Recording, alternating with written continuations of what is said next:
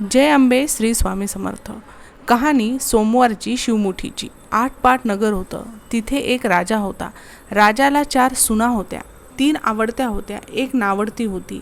आवडत्या सुनाचा तो चांगला प्रतिपाळ करी। नावडतीस जेवायला उष्ट, नेसायला जाडबरडं, राहावयाला गुराचं बेडं दिलं, गुराख्याचं काम दिलं। पुढं श्रावण मास आला, पहिला सोमवार आला, ती राणी गेली। नागकन्या देवकन्यांची भेट झाली। त्यांना विचारलं, बाई बाई कुठं जाता? महादेवाच्या देवळी जातो, शिवामूठ वाहतो।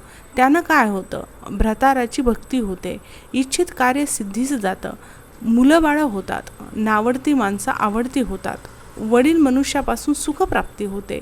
मग त्यांनी हिला विचारलं, तू कोणाची कोण? मी राजाची सून, तुमचे बरोबर येते। त्यांचे बरोबर देवळात गेली। नागकन्या देवकन्या वसा वसू लागल्या।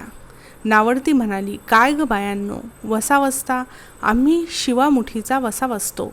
त्या वशाला काय करावं? मूठ चिमूठ तांदूळ घ्यावे, शिवराई सुपारी घ्यावी, गंधफूल घ्यावं, 2 बेलाची पानं घ्यावी, मनोभाव पूजा करावी, हाती तांदूळ घ्यावे आणि तोंडानं शिवा शिवा महादेवा, माझी शिवामुठ ईश्वरा देवा, सासू सासऱ्या, दिरा भावा, ननंदा जावा, भ्रतारा, नावडती आहे ती आवडती कर रे देवा, असं म्हणून तांदूळ व्हावेत। संध्याकाळपर्यंत उपवास करावा, उष्टमाष्ट खाऊ नये, दिवसा निजू नये, उपास नाही निभावला तर दूध प्यावं, संध्याकाळी आंघोळ करावी, देवाला बेल वाहावा आणि मुकाट्यानं जेवण करावं।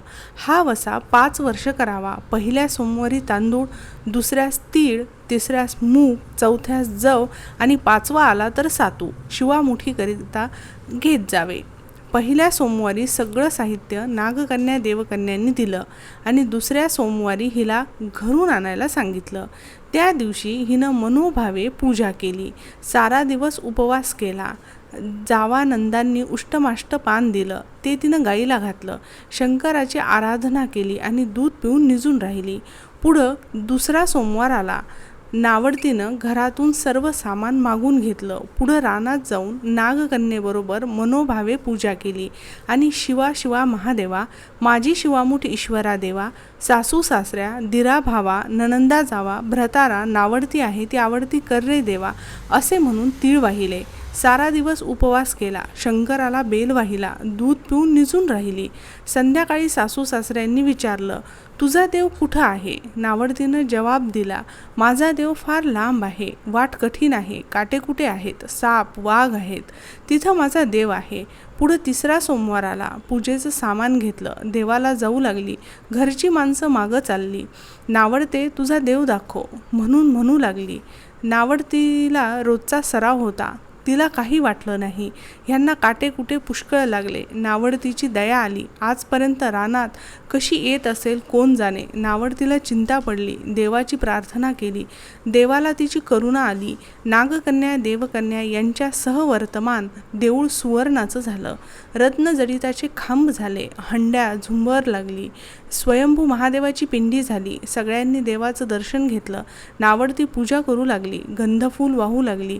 नंतर मूग घेऊन शिवा शिवा महादेवा, माझी शिवामुठ ईश्वरा देवा, सासू सासऱ्या, दिरा भावा, ननंदा जावा, भ्रतारा, नावडती आहे ती आवडती कर रे देवा, असे म्हणून शिवाला वाहिले। राजाला मोठा आनंद झाला। नावडतीवर प्रेम वाढलं, दागिने ल्यायला दिले, खुंटीवर पागोट ठेवून तळ पाहायला गेला। नावडतीची पूजा झाली। पूजा झाल्यावर सगळी माणसं बाहेर झाली। इकडे देऊळ अदृश्य झालं। राजा परत आला, माझं पागोटं देवळी राहिलं, देवळाकडे आणायला गेला। तो तिथे एक लहान देऊळ आहे, तिथे एक पिंडी आहे, वर आपण केलेली पूजा आहे, जवळ खुंटीवर पागोटा आहे। तेव्हा त्यानं सुनेला विचारलं, हे असं कसं झालं? माझा गरिबाचा हाच देव, मी देवाची प्रार्थना केली, त्यानं तुम्हाला दर्शन दिलं, सुनेमुळे देव भेटला म्हणून तिला पालखीत घालून घरी आणली। नावडती होती ती आवडती झाली। जसा तिला शंकर प्रसन्न झाला तसा तुम्हा आम्हा हो, ही 60 उत्तराची कहाणी 5 उत्तरी सुफळ संपूर्ण।